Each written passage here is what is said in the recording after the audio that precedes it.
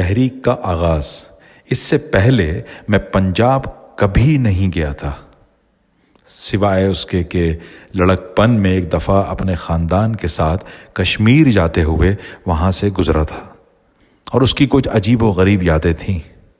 ایک تو یہ کہ اسٹیشنوں پر ہمارے یہاں کے مقابلے میں پھل اور کھانے کی چیزیں بہت زیادہ ہوتی ہیں۔ بڑے بڑے ڈبل گلاسوں میں لسی بافرات ملتی ہے۔ لاہور اسٹیشن کے مسلم ریفریشمنٹ روم میں بریانی بڑی مزیدار ہوتی ہے۔ لوگ لمبے چوڑے ہوتے ہیں، باتیں اونچی آواز میں کرتے ہیں، اور ان میں سے اکثر کے سروں پر پگڑیاں اور چہروں پر داڑیاں ہوتی ہیں۔ شلواریں، تہمدیں اور لمبی لمبی قمیصیں چاروں طرف نظر آتی ہیں۔ ہمارے یہاں کی طرح ننگے، ات ننگے اور بھوکے لوگ بالکل دکھائی نہیں دیتے۔ سبزہ ہمارے یہاں کے مقابلے میں کم ہوتا ہے، اور جون کے مہینے میں گرمی کچھ ہمارے یہاں سے زیادہ، یعنی فی الجملہ پنجاب کے ساتھ خوشحالی، توانائی اور کسی قدر فطری سختی کا تصور ذہن میں وابستہ ہو گیا تھا۔ اس کے بعد انگلستان میں اپنے ساتھ کے بہت سے نوجوان پنجابیوں سے ملنے کا اتفاق ہوا، جن میں سے کئی سے گہری دوستیاں بھی ہوئیں۔ میاں افتخار الدین، محمد علی قصوری بیرسٹر لاہور، کرم سنگھ مان، بابا پیارے لال بیدی پنجاب کے ان دانشور نوجوانوں کے بڑے اچھے نمائندے تھے جن کے دل میں وطن کی آزادی کی لگن تھی۔ ہم سب سیاسی مسئلوں میں ہم خیال نہیں تھے، لیکن آزادی کے سوال میں گہری دلچسپی رکھتے تھے، اور آپس میں لامتناہی بحثیں کرتے، طرح طرح کے منصوبے بناتے اور لڑتے جھگڑتے رہتے۔ بدقسمتی سے ان لوگوں میں ایک بھی ایسا نہیں تھا جسے اردو ادب یا ادب سے کوئی خاص دلچسپی رہی ہو۔ انگلستان میں میرے قیام کے آخری دنوں میں ڈاکٹر ملک راج آنند اور اقبال سنگھ سے بھی ملاقات ہوئی۔ یہ لوگ بھی خالصاً ادبی ہونے کے باوجود اردو ادب سے تقریباً ناواقف تھے۔ یہ انگلستان میں مدتوں تک رہ کر اور وہاں شادیاں کر کے کسی قدر انگریز بن چکے تھے، اور انگریزی ہی کے ادیب تھے، تاہم ان کے ادبی ذوق سے میں متاثر ہوا تھا۔ ڈاکٹر محمد دین تاثر البتہ ان سب سے مختلف تھے۔ ان سے میں پہلی بار 1935 کے شروع میں کیمبرج میں ملا، اور ان کے ساتھ ہی سومناتھ چت سے بھی ملاقات ہوئی۔ کیمبرج میں مارکسی خیال کے ہندوستانی طلباء کا ایک چھوٹا سا حلقہ تھا۔ چونکہ اس زمانے میں ہم اس طرح کے تمام ہندوستانی طلباء ایک تنظیم بنانا چاہتے تھے، اس لیے لندن کے طلباء نے مجھے کیمبرج کے ہم خیال طلباء کے حلقے سے ملنے کو بھیجا تھا۔ تاثیر سے مل کر بڑی خوشی ہوئی، اور اس کا ہم دونوں کو افسوس ہوا کہ اس سے پہلے ہمیں ملنے کا موقع نہیں ملا تھا۔ حالانکہ وہ شاید 1 سال سے انگلستان میں تھے، تاثیر کی ذہانت اور بزلہ سنجی کا انسان پن فوراً اثر پڑتا تھا۔ اس کے بعد چھٹیاں ہوئیں اور تاثیر لندن آئے تو ہماری متعدد بار ملاقاتیں ہوئیں۔ لندن میں ترقی پسند مصنفین کی انجمن بنانے اور اس کے مینیفیسٹو کے تیار کرنے میں انہوں نے بھی حصہ لیا۔ اس کے علاوہ مارکسی تعلیم کا ہمارا جو حلقہ تھا، جس میں ہم رالف فاکس، انگلستان کے نوجوان ترقی پسند ادیب، فلسفی اور شاعر جو بعد کو اسپین کی خانہ جنگی میں فاشسٹوں کے خلاف لڑتے ہوئے شہید ہوئے، ڈیوڈ گیسٹ اور کان فورتھ کو بلایا کرتے تھے، اس میں تاثیر بھی آیا کرتے تھے۔ مجھے کبھی کبھی یہ محسوس ہوتا تھا کہ مارکسزم سے تاثیر کی دلچسپی ذہنی اور تفریحی زیادہ ہے اور علمی کم۔ کبھی کبھی بحث کے دوران وہ ایسی باتیں بھی کر دیتے تھے جس سے کسی قدر موقع پرستی کی بو آتی تھی۔ اس وقت یہ باتیں مذاق میں ٹل جاتی تھیں۔ ان کا کیریکٹر اس وقت بھی کچھ ایسا تھا کہ ان سے پرخلوص اور گہری دوستی کرنی مشکل معلوم ہوتی تھی، لیکن ان سے ملنے اور ان سے گفتگو کرنے اور ان کی باتیں سننے سے کبھی جی نہیں تھکتا تھا۔ یہ تھا میرا پنجاب جانے سے پہلے اہل پنجاب کا ذاتی تجربہ، لیکن ذہن اور دل پر اس کے علاوہ بھی بہت سے نقوش تھے۔ پنجاب نے ہمیں اقبال کی عظیم شاعری عطا کی تھی۔ اسی سرزمین سے سیراب ہو کر حالی اور محمد حسین آزاد نے جدید اردو نظم و نثر کی بنیاد رکھی تھی۔ ظفر علی خان کی سیاسی نظموں، ان کے طنزیہ کلام اور زمیندار میں ان کی نگارشات نے ان اصناف ادب کو پروان چڑھایا تھا۔ شیخ عبد القادر کے مخزن نے یہاں سے نکل کر اردو ادبی رسالوں کے لیے اور اردو تنقید کا ایک نیا اور اونچا معیار قائم کیا تھا۔ سالک، مہر اور چراغ حسن حسرت کے قلم اب بھی وہاں چل رہے تھے۔ محمود شیرانی کا تباہر علمی اور اختر شیرانی کی نظمیں وہاں کی فضاؤں میں بسی ہوئی تھیں۔ اور پھر جلیانوالہ باغ کی مقدس یادگار کون ہندوستانی بھول سکتا تھا، یا بھگت سنگھ کی امر قربانی کو، یا وطن کی آزادی کے لیے تحریک خلافت کے مہاجرین غدر پارٹی کی اور ببرکہ کالیوں کی والہانہ جانبازیوں کو، یا فرقہ پرست سیاست کے خلاف جماعت احرار کی بے مثال ابتدائی مہم کو۔ پھر یہ وہی سرزمین تھی اور اسی راوی کے کنارے جب ہماری قوم کے لاکھوں افراد نے علی الاعلان انگریزی سامراج سے مکمل آزادی حاصل کرنے کی ایک ساتھ مل کر قسم کھائی تھی۔ میں الہ آباد سے سیدھا امرتسر آیا اور محمود الظفر کے گھر ٹھہرا۔ محمود نے بھی ترقی پسند ادب کی تحریک میں دلچسپی لینا شروع کر دی تھی، لیکن وہ بیچارے ایک خاص قسم کی مشکل میں گرفتار تھے۔ حالانکہ وہ یوپی ریاست رامپور کے رہنے والے تھے اور ان کی مادری زبان اردو تھی، لیکن لڑکپن ہی سے ان کی تعلیم انگلستان میں ہوئی تھی۔ انگریزی پبلک اسکول اور بیلیل کالج آکسفورڈ سے پڑھا کر جب وہ 1931 میں ہندوستان واپس آئے تو مادری زبان تقریباً بھول چکے تھے۔ بولنا چلنا سیکھنے میں تو انہیں کچھ دیر نہیں لگی، البتہ چونکہ ان کی طبیعت حد درجہ آرٹسٹک اور ادبی قسم کی واقع ہوئی تھی اور انگریزی شاعری کی لطافتوں اور باریکیوں میں جب وہ ڈوب جاتے تھے تو ان کا سراغ لگانا ہمارے لیے مشکل ہو جاتا تھا۔ اس لیے جب ہم کبھی اردو یا فارسی شعر پڑھتے یا اپنی زبان کے کسی دقیق ادبی مسئلے پر گفتگو کرتے تو محمود کے چہرے پر ایک عجیب قسم کی افسردگی چھا جاتی تھی۔ محمود کو ہمیشہ اس بات کا بڑا قلق رہتا تھا کہ انہیں اپنی مادری زبان پر عبور حاصل نہیں۔ وہ انگریزی میں شعر اور کبھی کبھی افسانے اور ادبی مضامین لکھتے تھے، مگر وہ یہ بھی جانتے تھے کہ ہم لاکھ کوشش کریں کسی اجنبی زبان میں کوئی بڑا تخلیقی کام نہیں کر سکتے۔ محمود میں محض ادبیت نہیں تھی، ان کی انگریزی تربیت اور فلسفے، منطق اور معاشیات کی تعلیم نے ان میں باقاعدگی، نظم اور انتھک کام کرنے کی صلاحیت پیدا کر دی تھی۔ غالباً پٹھان نسل کے ہونے کی وجہ سے ان کے مزاج میں ایک قسم کی صلابت تھی جو بعض اوقات جب انہیں غصہ آ جاتا تھا تو ضد کی حد تک پہنچ جاتی تھی۔ رشید جہاں اور محمود الظفر کا جوڑا اجتماع ضدین تھا۔ رشیدہ کو باضابطگی سے نفرت تھی۔ ان کے جاننے والے اور دوست ہمیشہ حیران رہتے تھے کہ آخر وہ اتنی اچھی ڈاکٹر کیسے تھیں اور اپنے مریضوں میں اتنی مقبول کیوں تھیں۔ اپنی چیزیں ادھر ادھر چھوڑ کر بھول جانا، انہیں گم کر دینا ان کا روز کا معمول تھا۔ اس کے برخلاف محمود کبھی کچھ بھولتے ہی نہیں تھے۔ ان حضرت کو نہ صرف اپنی بلکہ اپنے دوستوں کی ذمہ داریاں اور کام کرنے کے منصوبے ازبر یاد رہتے تھے، اور وقت بے وقت انہیں ان کی یاد دلانا ان کا بڑا تکلیف دہ شیوا تھا۔ ایسا کرتے وقت ان کے چہرے پر ہمیشہ ہلکی سی مسکراہٹ ہوتی۔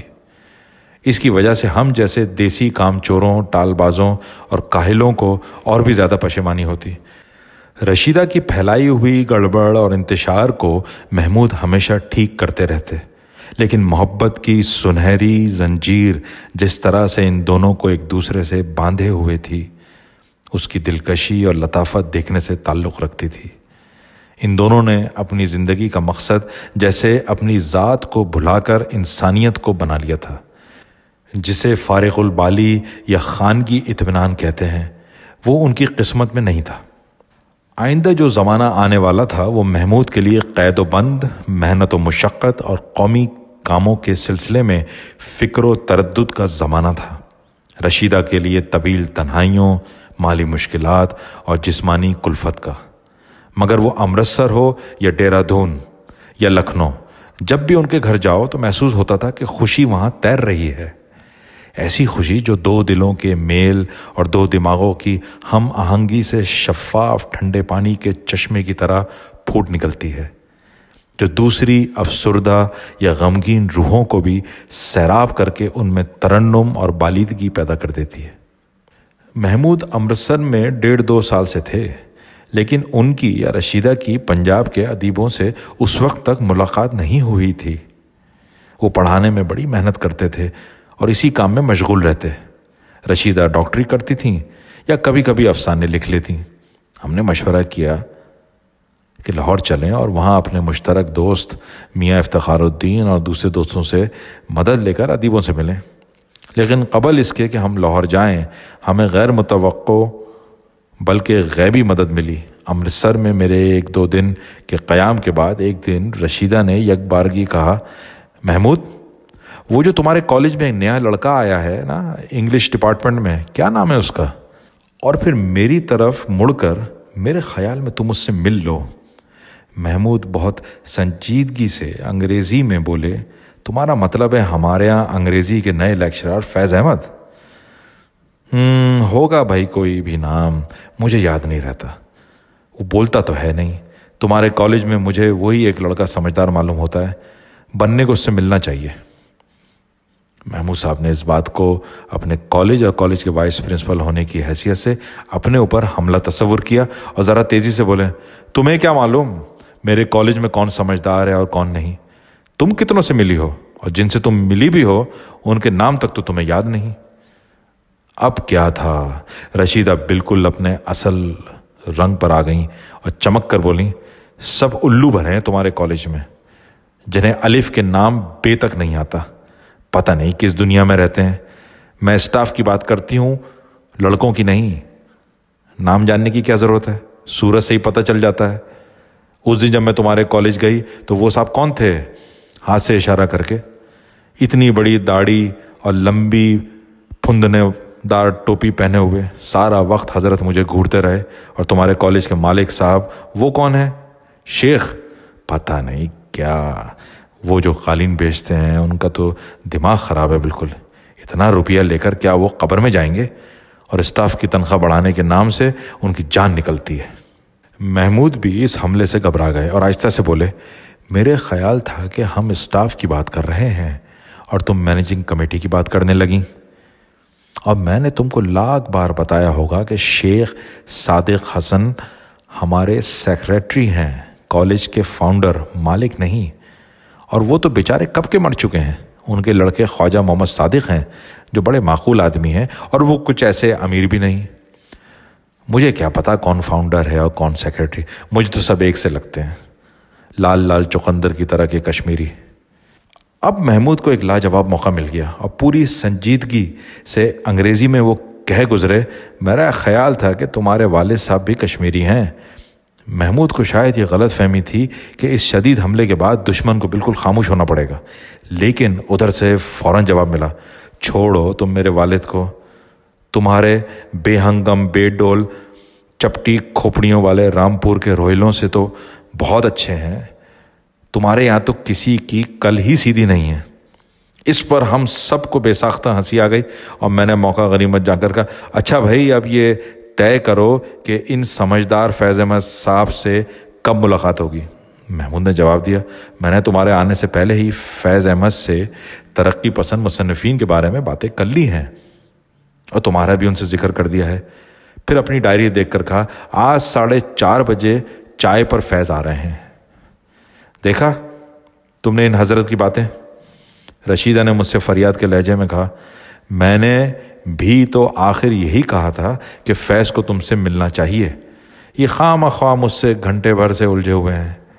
محمود مسکراتے رہے، کچھ نہیں بولے۔ ذرا دیر بعد انہوں نے اعلان کیا، میں اب کالج کے لیے چلا، مہربانی کر کے چائے کے لیے سینڈوچ بنوا لینا۔ پھر ڈائری دیکھ کر انہوں نے کہا، اور کل چائے پی کر ہم موٹر سے لاہور کے لیے روانہ ہوں گے۔ میں نے افتخار کو اطلاع کر دی ہے، ہم ان کے ہاں ہی ٹھہریں گے، فیض اپنے گھر ٹھہریں گے۔ اور کچھ طے ہوا ہو تو وہ بھی ابھی بتا دو، ذرا ڈائری کا اگلا صفحہ تو دیکھو، بریک فاسٹ اور لنچ کس کے یہاں کھانا پڑے گا؟ رشیدہ نے پوچھ ہی لیا۔ You are just impossible, Mahmood نے کہا اور ہنستے ہوئے چلے گئے۔ 12 جب تیسرے پہر فیض احمد صاحب سے ملاقات ہوئی تو جس کا خطرہ تھا وہی ہوا، یعنی فیض نہیں بولے۔ کسی نئے آدمی سے گفتگو کرنے اور اسے جاری رکھنے کا مشکل فن مجھے بھی نہیں آتا۔ اس دن مجھے معلوم ہوا کہ اس میدان میں مجھ سے بھی بڑے اناڑی پائے جاتے ہیں۔ فیض کی رازداری کا کمال یہ تھا کہ اس وقت تک محمود اور رشیدہ کو اس کا بالکل علم نہیں تھا کہ فیض شاعری بھی کرتے ہیں۔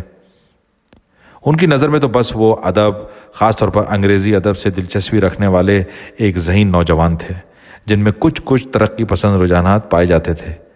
محمود نے مجھ سے ان کے ذوق سلیم کی تعریف کی تھی، جس کا پتہ انہیں اس طرح سے چلا تھا کہ وہ محمود کے ہاں سے اچھی کتابیں مانگ کر پڑھنے کے لیے لے جایا کرتے تھے اور انہیں بڑے شوق سے پڑھتے۔